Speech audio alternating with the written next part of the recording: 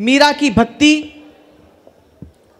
महाराणा प्रताप की शक्ति, पन्ना अध्याय के त्याग, हाड़ी रानी के स्वाभिमान, मित्तल के व्यापार और ढोला मारू के प्यार वाले इस राजस्थान को दोनों हाथ जोड़ करके प्रणाम करता हूं। आप मस्ती में रहिए साहब। आदरणीय संजय जी भाई साहब ने कहा कि मैं भगवान महाकाल की नगरी उज्जैन से आया हूं। आप लोग ये जानते हैं कि नहीं जानते हैं मुझे नहीं मालूम। आप भगवान श्री कृष्ण की नगरी के सावरिया सेठ के बहुत करीब रहते हैं। पहले बात तो सुनो, पहले क्यों ताली बजा रहे हो? तो मैं जब वहां से चला था, आपको एक बात की जानकारी हो या ना हो तो मैं देता हूं। हमारे उज्जैन भगवान श्री कृष्ण की शिक्षा स्थली होती है। जब मैं वहां से चला था तो महाकाल के दर्शन किए थे और महाकाल के सामने हाथ जोड़कर कहा था, यस्याग्रे धृत दात दाट ममलम टंट टंटम टटंटम तैलम तैलम तु तैलम खुकु कुकु मम खंक खं खं खखम खम डंसम डंसम डुडंसम दुहि दुहि चस्कितम भूपकम भूयनालम ध्यायस्ते विप्रगाहे सवसितः पात वह चंद्रचूड़। मैंने कहा सावरिया सेठ, कृष्ण के दरबार में जा रहा हूं, आपकी तरफ से कोई संदेशा हो महादेव तो बता दीजिए। महादेव ने जो कहा वैसा कैसा आपको सुना रहा हूं। महादेव ने कहा कि जाकर कह देना, आकाश पतितम तोयम यथा गच्छति सागरात सर्वदेव नमस्कारो केशव प्रतिगच्छति केशव क्लेशनाशाय दुखनाशाय माधव श्री हरि पापनाशाय गोविंदाय मोक्षदायक। और इसके बाद भी कपासन के सूमड़े लोग ताली नहीं बजाए।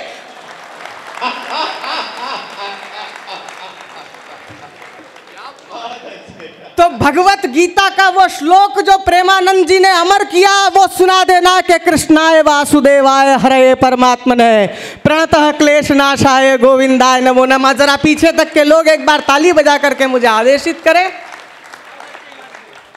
बुरा ऐसा लग रहा है कि त्रेता युग में चले गए, सतयुग में चले गए। मंच पे संजय है, मंच पे सुनील है, मंच पे राम है, मंच पे पार्थ है, योगिता है, नीचे अर्जुन है, सब व्यवस्थित है। बस गोपाल ऐसा नहीं होना चाहिए। अभी संजय भाई साहब बोल रहे थे, बोले हमको तो उम्मीद ही नहीं थी कि ये कवि सम्मेलन हो जाएगा, हमको तो ये उम्मीद ही नहीं थी ये कवि सम्मेलन हो जाएगा। संजय भाई साहब ने आज इनकी दिव्य दृष्टि बंद कर ली, नहीं तो इनको मालूम होता कि जब अर्जुन बैठा हो तो अर्जुन का निशाना उस युग में चूका था ना, इस युग में चूका है। आप मस्ती में रहिए। आदरणीय विधायक महोदय, मैं ज़्यादा तनाव की और टेंशन की बात नहीं करता। बस मैं एक आपसे निवेदन करूंगा, सारी व्यवस्थाएं बहुत अच्छी है, अगली बार पत्रकारों की व्यवस्थाएं थोड़ी और अच्छी कर दीजिएगा। ये बैठे हैं इतनी देर से तो मुझे ऐसा लग रहा है किसी लड़के की शादी में फूफा लोग बैठे हैं जो नेक का हिसाब लिख रहे हैं।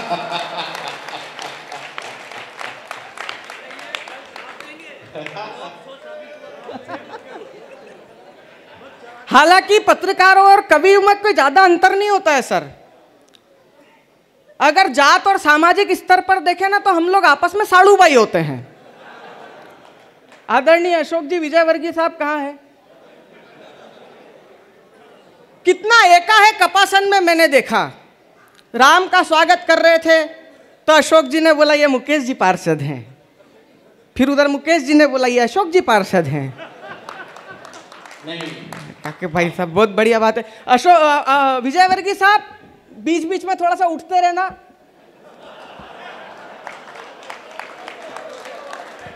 सोफे को चेन आएगा। ऐसा है हिमांशु, पार्षदों को कुछ मत कहो, क्योंकि ये पार्षद तुम्हें पता नहीं है, कभी भगवान विष्णु के पार्षद हुआ करते थे। ऋषि दुर्वासा के श्राप के कारण ये नगर पालिका के पार्षद हैं।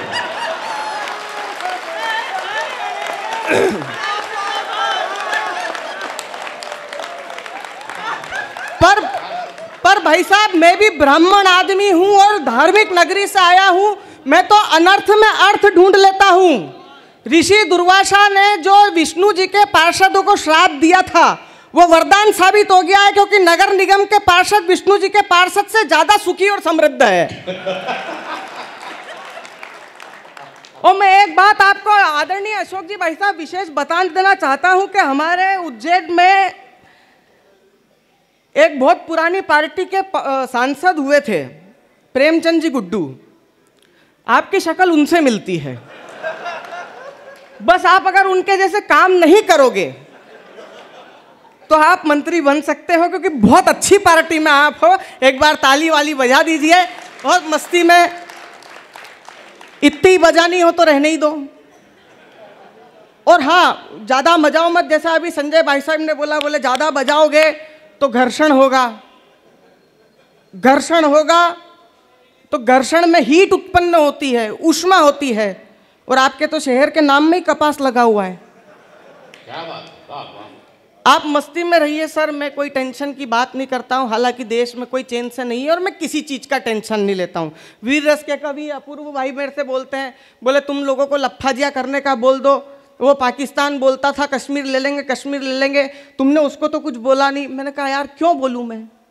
बोलो कश्मीर ले लेगा। मैंने कहा नहीं ले सकता। आप आपके दिल पे हाथ रख के बताओ, हम हिंदुस्तानियों से कोई कुछ ले सकता है? हमने किसी को बसों और ट्रेनों में खिड़की वाली सीट नहीं दी बैठने के लिए। पूरा का पूरा कश्मीर दे देंगे? फोकट की बात। बिल्कुल मैं टेंशन लेता ही नहीं हूं। अभी राजनीतिक माहौल गड़बड़ाया, इशारा करूंगा, इशारा समझ जाओगे तो कल तक हंसोगे। भाई साहब, राजनीतिक परिवेश गड़बड़ाया अंतरराष्ट्रीय स्तर पर, तो वो 7 समुंदर पार भूरी काकी का भूरा छोरा है, एक भूरा बंदर। उसने कहा कि 55% टैरिफ लगाऊंगा। तो उससे हमारा क्या बिगाड़ लगा? हमारा कुछ बिगाड़ सकता है? जिन भारतीयों ने कोरोना में 10 रुपए की गोल्ड फ्लैग 80 रुपए में खरीद के फूंक दी हो,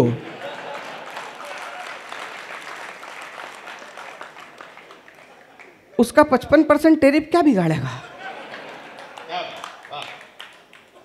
टेंशन लेना ही नहीं, किसी भी चीज का ज्यादा टेंशन नहीं लेना। ये योगिता दीदी को यहाँ बैठे बैठे टेंशन हो गया। आदरणीय हमारे मेला अध्यक्ष और कमेटी की आदरणीय महिलाओं ने इनके 1 दुपट्टा, 2 दुपट्टा, 3 दुपट्टा और 4 दुपट्टा यूं करा। बोले हिमांशु इतने सारे दुपट्टों का क्या करूंगी? मैंने कहा सेम रंग की मिलती जुलती साड़ी में फाल लगा लेना।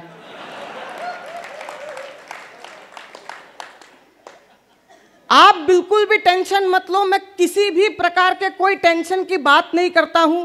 धारा 370 नहीं हटी थी विधायक महोदय, उसके पहले एक महिला कश्मीर में कहती थी कि अगर धारा 370 हटी तो घाटी में तिरंगा उठाने वाला भी नहीं मिलेगा।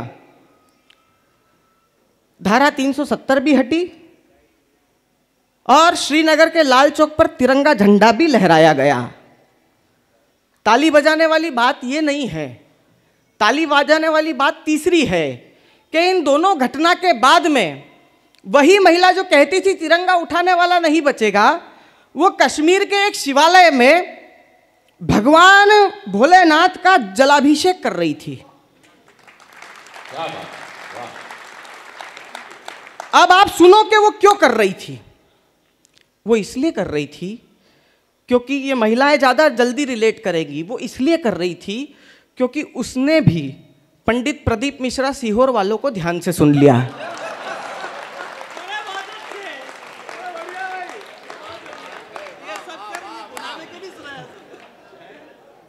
वहां पे संचालन शशि कर रहे थे, यहाँ संजय वहां शिखंडी थे। तो उसको भी समझ में आ गया हर समस्या का हल। और मैं बोल रहा हूं कि इस देश में 10-15 साल ऐसा माहौल रहा ना, अब बताना आरएसएस वाले और भाजपा वाले कहां हैं। इस देश में और 10-15 साल ऐसा माहौल रहा तो अभी तो ये जलाभिषेक ही कर रहे हैं। इनसे नहीं पशुपति व्रत करवा कर छोड़ा हमने। तालियां आप लोगों की कमजोर है, एक बार जरा जोरदार तालियां बजाए। मैं आपको बता रहा हूं ना, हर प्रकार का टेंशन बिखरा पड़ा है और सबसे ज्यादा टेंशन देता है ये मोबाइल, जैसे ये दीदी के हाथ में है। भगवान कसम, इसने इतना सत्यानाश करा। इतना सत्यानाश करा कि जिसकी कोई हद नहीं। मेरा दोस्त विनोद शुक्ला, राम और मैं एक शव यात्रा में गए, सुनील जी भाई साहब, तो विनोद शुक्ला खड़ा था। विनोद शुक्ला ने मोबाइल निकाला और खुश हो गया, बोले यार या तो वाईफाई का नेटवर्क आ रहा है। तो राम ने डांटा, बोले भाई साहब शमशान में हो। अब जो उसने जवाब दिया है बारीक पॉइंट है, समझ में आएगा तो सुबह तक हंसोगे। जैसे ही उसने निकाला, बोले यहां वाईफाई का नेटवर्क आ रहा है। राम ने बोला, बोले भाई साहब शमशान में हो। तो वो पूछता है, बोले पासवर्ड में भाई साहब में बी कैपिटल लगाना है क्या?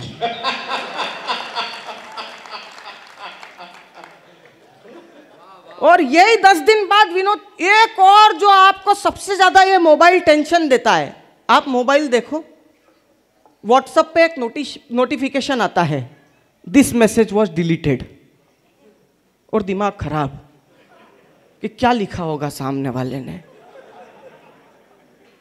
वही विनोद शुक्ला का मेरे पास में मैसेज आया। मैंने जैसे ही देखा दिस मैसेज वॉज डिलीटेड, तो अपूर्व भाई मैंने उसको वापस मैसेज किया। मैंने कहा कि बताओ विनोद भाई क्या बात हो गई।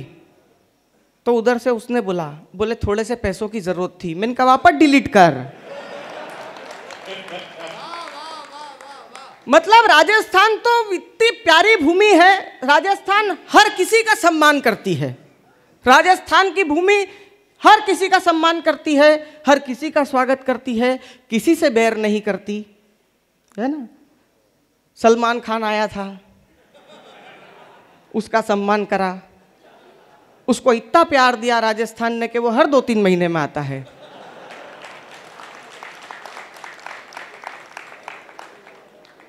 फिर बापू आए, उनको तो राजस्थान जाने ही नहीं दे रहा है, वो परेशान हो गए हैं। फिर फिल्म प्रोड्यूसर आया था संजय लीला बंसाली, यहीं पास में 35 किलोमीटर दूर चित्तौड़ में। चाय वाले भाई साहब आ गए हैं। हाँ, भाई साहब 5-10 मिनट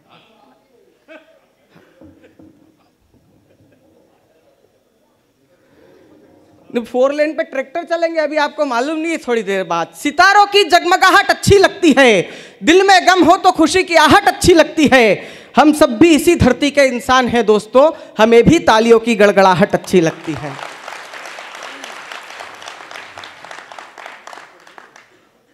तो जब वो पद्मावती फिल्म पे विवाद हुआ, तो इस देश की एक बहुत संस्कारी महिला, आप सब जानते हो उनको, आदरणीय राखी सावंत, उसने एक ट्वीट करा, मैं पद्मावती होती तो कभी जोहर नहीं करती।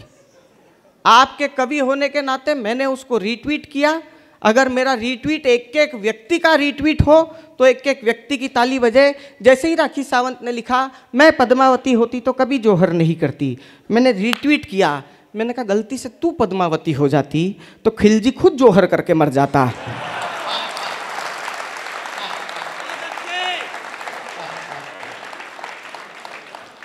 आदरणीय विधायक महोदय, मैं आपको एक बात बता देता हूं, मैं ब्राह्मण आदमी हूं, 3 टाइम की संध्या करता हूं, भगवान की दया से वाक सिद्धि है, ऐसा बोलते हैं, सरस्वती माता विराजमान होती है। आप पूरा कवि सम्मेलन सुन के जाइएगा। कुछ मेरी शिकायत है वो भी आपसे करूंगा। मेरा कवि सम्मेलन एक बार डॉक्टर मोहन यादव ने उज्जैन में सुना था जब वो शिक्षा मंत्री थे।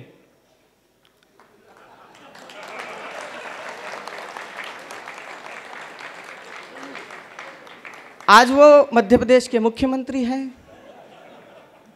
और मैं आप लोगों को एक बात बता देना चाहता हूं, पार्टी कोई भी आए साहब, मेरे को पार्टी से कोई लेना देना नहीं है, मेरा बिल्कुल भी लेना देना नहीं है पार्टी से।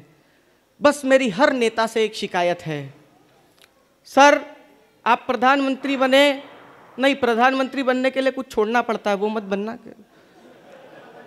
आप मुख्यमंत्री बने, आप ऊंचे दर्जे पे मंत्री बने, सर हमारी एक पीड़ा है सर विधायक महोदय, हम लड़कों के लिए कुछ करना, हमारे लिए कोई कुछ नहीं करता। आप देखो चुनाव में प्रत्याशी खड़ा होकर यह बोलता है कि हमारी पार्टी सत्ता में आई तो हम हर महिला को 1-1 सिलेंडर देंगे। आज तक किसी नेता ने यह नहीं कहा हमारी पार्टी सत्ता में आई हम हर भाई को 1-1 ब्लेंडर देंगे। सर मेरी छाती पे सांप लौटते हैं। इतनी लंबी स्कीम चलाई है, बेटी बचाओ बेटी बचाओ बेटी। हम लड़के गंगा जी की बाढ़ में बह के आए हैं। हमको घर वाले यूट्यूब से डाउनलोड करते हैं, वो नारा आगे ले गए, बेटी पढ़ाओ। मैंने कहा क्यों पढ़ाओ? तो सुनील जी संजय भाई साहब ने बताया था ये पढ़ाते हैं। तो इन्होंने मेरा कान मरोड़ा, बोले नालायक, समाज के बीच में खड़ा होकर बदतमीजी मत करा कर। इस देश में एक लड़की पढ़ लेती है तो परिवार के 4 लोगों को शिक्षित करके छोड़ती है। ताली गलत जगह बजाई आपने। मेरा दुख यह है कि उसके पीछे जो कॉलेज के 40 छोरे फेल होते हैं, हम गरीबों की तरफ किसी का ध्यान नहीं जाता। और ये सबसे बड़ा झूठ है राम कि महिलाएं कोमल हृदय की होती है। महिला कोमल हृदय की होती तो मेरठ में ना तो नीला ड्रम आता,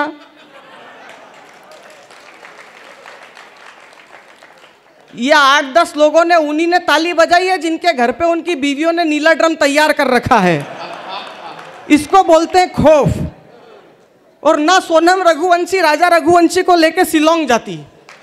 मेरी छाती पे सांप लौटते हैं, ये ऐसी मोहिनियां डालती है। भाई साहब ने बोला यौवन से ज्यादा मोहक कुछ नहीं है। एक नया ऑब्जर्वेशन सुनिए सुनील जी भाई साहब, आप सबके साथ ये हुआ है कि यदि आपके रेलवे के किसी भी कंपार्टमेंट में लोअर बर्थ या साइड लोअर यानी नीचे की बर्थ है तो फिर वो आपकी नहीं रहती।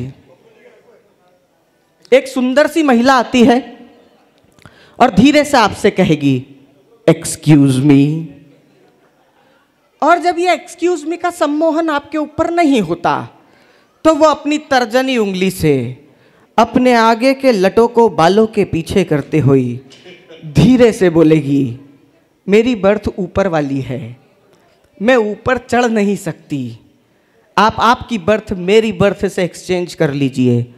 ये दुनिया का सबसे बड़ा झूठ उसने उस समय बोला कि मैं ऊपर नहीं चढ़ सकती। क्योंकि एक लड़की जब पिता के घर पे होती है तो पिता के पलकों पे चढ़ी होती है, शादी करके आती है तो पति के सिर पर चढ़ जाती है, ससुराल वालों की छाती पर चढ़ जाती है, संसद भवन में खड़े होके यही बोलती है कि हम महिलाएं चांद पर चढ़ गई, तेरे से 32 नंबर सीट नहीं चढ़ा रही। हर कोई हमारे साथ दगा और दुश्मनी करने में लगा हुआ है। केवल 2-5 मिनट और आपके बीच में हूं और कुछ नहीं चाहिए। लंबी लंबी थकान है, 800-800 900 किलोमीटर की रोड यात्रा। कहते हैं साहब जिंदगी क्या है, जुगालियां ही तो है, पीने को गम और खाने को गालियां ही तो है। हम कवियों का इनाम ना पैसा ना सोना ना चांदी, बस आप लोगों के हाथों की तालियां ही तो है। आप एक दृश्य और बताता हूं आपको मैं। आपने सबने एरोप्लेन लैंड होते हुए देखा है, एक पहिया आगे खुलता है, पीछे के 2 पहिए खुलते हैं, आवाज आती है,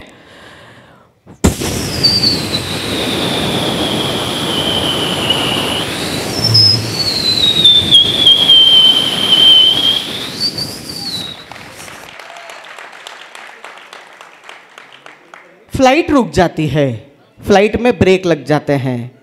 नहीं वंस मोर, ये वंस मोर करते करते 135 करोड़ हो गए हैं। और रात को 11:30 बजे तुम 8-10 साल के लड़के यहां पे हो। मैं सोच रहा हूं कपासन में कभी सम्मेलन नहीं होता होगा तो कहां जाते होंगे तुम? आप कपासन के किसी चौराहे पर किसी पापा की परी को स्कूटी का ब्रेक लगाते हुए देखो, जैसे ही सामने कोई आएगा दोनों पांव धीरे धीरे खोलेंगे,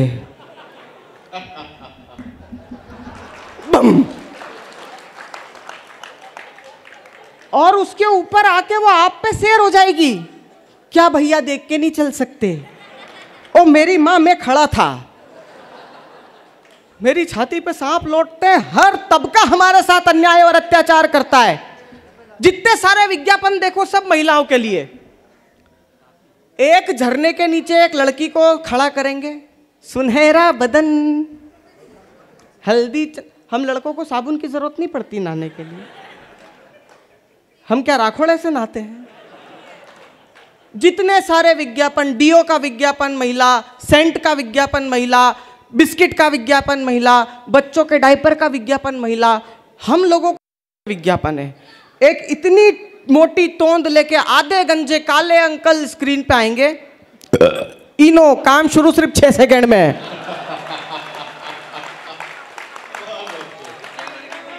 जागो पुरुष जागो।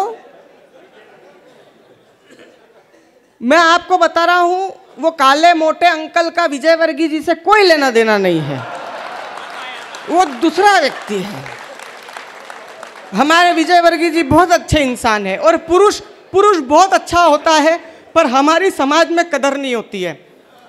हकीकत बात कर रहा हूं। एक आंटी थी, वो इतनी मोटी टीकी लगाती थी, ऐसा लगता था किसी ने 10 का सिक्का चिपका दिया हो। मैंने कहा आंटी इतनी मोटी बिंदी? बोले माँ कहती है बेटा कि इससे पति की आयु बढ़ती है। थोड़े दिन बाद बिंदी छोटी हो गई। मैंने कहा क्या हुआ? बोले बीमार है यार। मैंने गजब। थोड़े दिन बाद बिंदी और छोटी हो गई। मैंने कहा अब बेटा आईसीयू में चले गए। थोड़े दिन बाद बिंदी बिल्कुल बारीक। मैंने कहा अब? बोले डॉक्टरों ने कह दिया इनको घर लेके चले जाओ, इनका कुछ भी नहीं हो सकता। मैं परेशान हो गया, पैसा क्या करूं? मैंने कहा 4 हाथ वाला बड़ा दयालु कृपालु है, वो आपको भाई साहब को अच्छा कर देगा, आप टेंशन मत लो।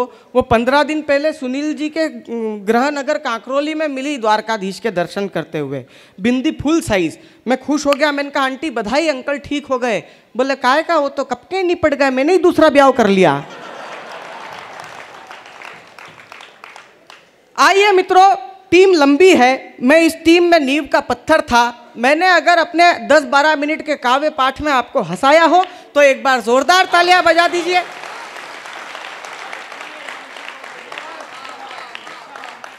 कुछ यात्राएं, कुछ सम्मान मेरे हिस्से में भी आए हैं, लेकिन मैं उन सम्मानों का नहीं हूं। मैं आप लोगों का हूं जो रात को 11:30 बजे आकर के मुझे सुन रहे हैं, अपने घर की नींद का सुख छोड़ करके।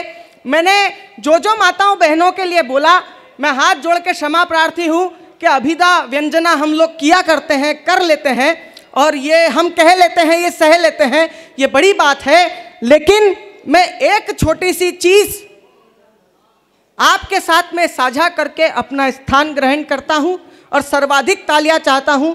बॉलीवुड से एक संवाद उठा, जो संवाद सम्मान का प्रतीक होना था, वो संवाद हास्य का प्रतीक बना, और वो संवाद था छोड़ो छोड़ो एक चुटकी सिंदूर की कीमत तुम क्या जानो रमेश बाबू। माताओं बहनों की पुनीत पावन उपस्थिति होती है। आज से ठीक 8 दिन बाद करवा चौथ का व्रत रखा जाएगा। एक दिन ये भूखी रहेंगी और आदमी की जेब 10,000 से साफ होगी।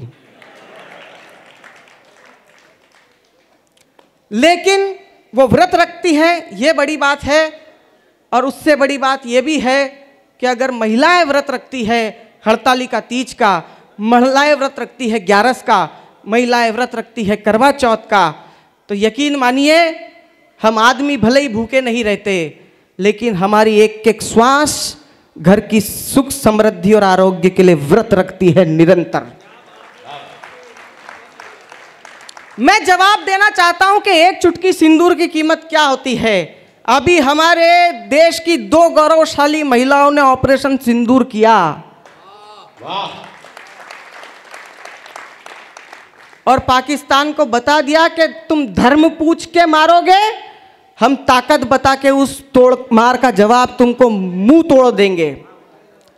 मैं बताता हूं वो एक चुटकी सिंदूर की कीमत क्या होती है। 35 सेकंड में अपना शरीर लेकर अपनी स्थान पर बैठ जाऊंगा।